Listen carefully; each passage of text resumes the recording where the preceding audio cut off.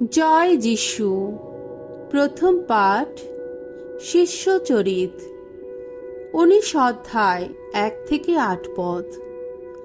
Ephesus নগরে পল বিশ্বাসীদের ওপর হাত রাখতেই পবিত্র আত্মা তাদের উপর নেমে এলেন। আপুল্লোস যখন করিন্থে ছিলেন, সেই সময় পল দেশের ভেতরকার পথ ধরে এফেসাস নগরে এসে পৌঁছলেন। সেখানে কয়েকজন শিষ্যের সঙ্গে তার দেখা হলো।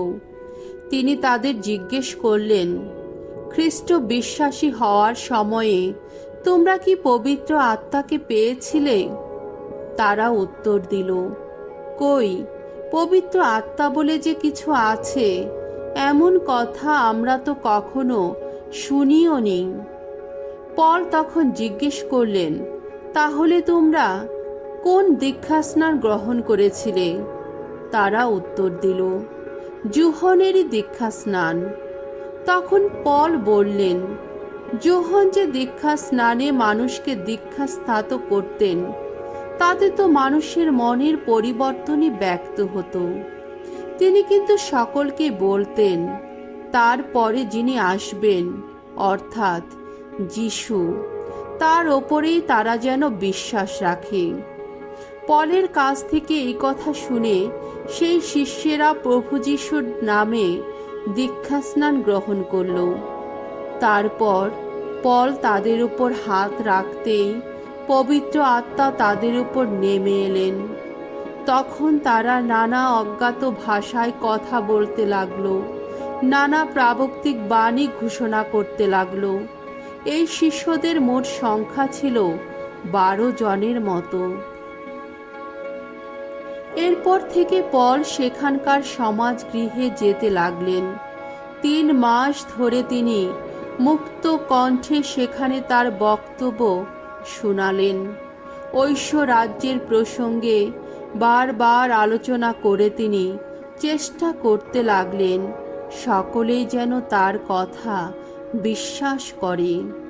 প্রভুর বাণী। ঈশ্বরকে ধন্যবাদ। সাম সঙ্গীত 68 অধ্যায় 1 থেকে 6 পদ।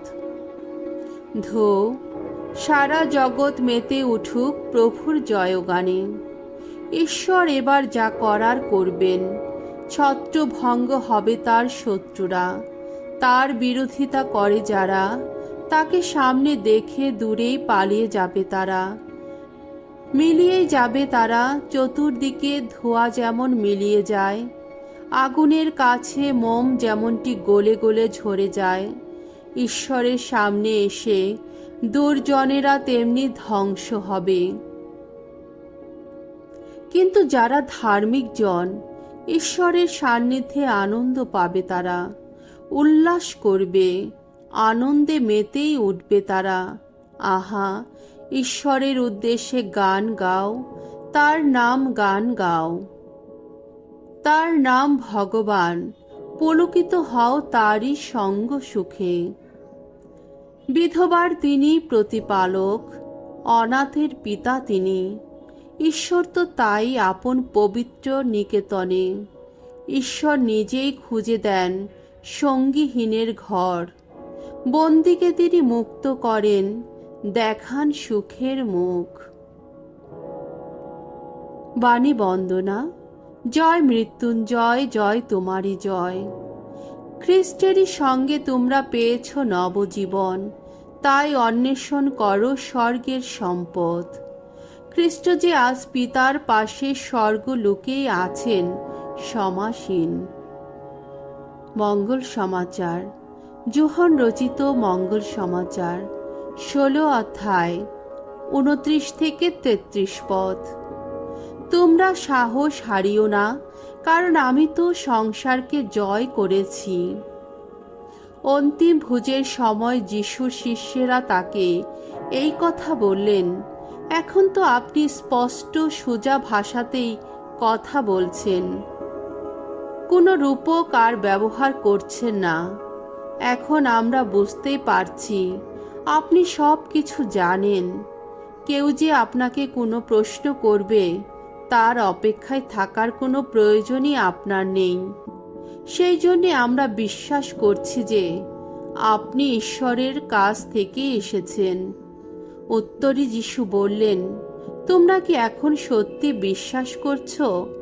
দেখো, এমন সময় আসছে, আসলে সে সময় তো এসেই গেছে, যখন তোমরা প্রত্যেকে এখানে ওখানে ছড়িয়ে পড়বে, যে যার পথে সরে পড়বে, আমাকে একাই ফেলে যাবে।